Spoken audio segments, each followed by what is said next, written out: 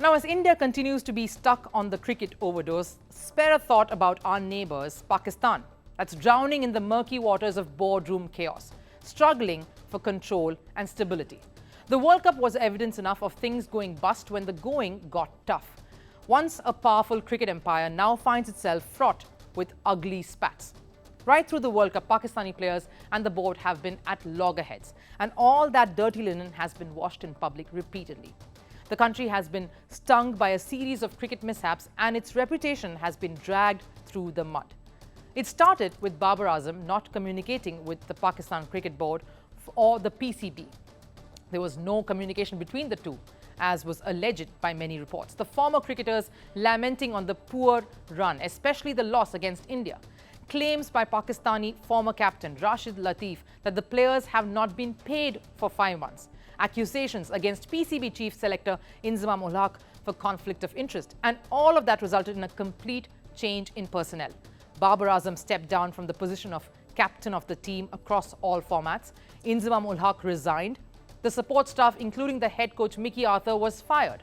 We have 2 new captains for the 3 formats in Shaheen Shah Afridi and Shan Masood, and brand new director of cricket in Mohammad Hafiz.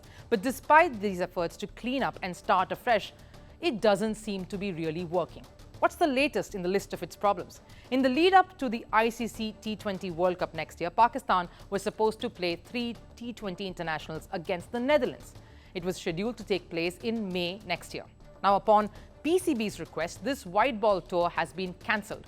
Netherlands cricket governing body too has confirmed this, saying that the PCB has cited several reasons which included concerns about player workload. That brings me to my next question. Does Pakistan's cricket board really care about its players? Haris Rauf, a Pakistani pacer, now faces the risk of being downgraded. What do I mean? It's removed from his grade, which is currently B, to probably a C or a D. The grades are on the basis of seniority and also signifies how much a player is paid. The higher the grade, the higher the pay.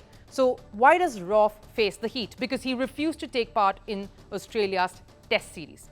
That is taking place in Australia through December up to January. The refusal to play has been met with massive infighting, driving a wedge between the pacer and the board. His contract may also be reviewed. His decision to not play the Test series has left board officials furious.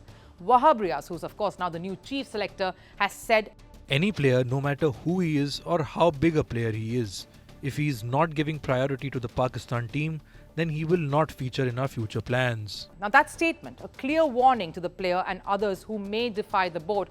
It so appears that if the players don't adhere to the board's diktat, their careers would get jeopardized. Now, cricket should ideally be a breeding ground that fosters camaraderie, where everybody works towards one common goal. But things are all over the place here. These issues bring in questions about mutual respect that are paramount for a healthy player-board relationship. Do you know where do these differences really reflect? Right on the field, when everybody is watching you. They seep into the subpar performances. These issues are not just confined within the 4 walls. When players are grappling with off-field battles, the very essence of teamwork is compromised. Imagine your team captain stepping down, your teammates refusing to play with you. The cancellation of the Netherlands tour is just the tip of the iceberg. Look at the 2023 World Cup, for instance. It almost turned a prestigious cricket tournament into a battlefield of drama, blame game, and chaos. They say empty vessels make the loudest noise, and Pakistan's World Cup campaign was an example of that.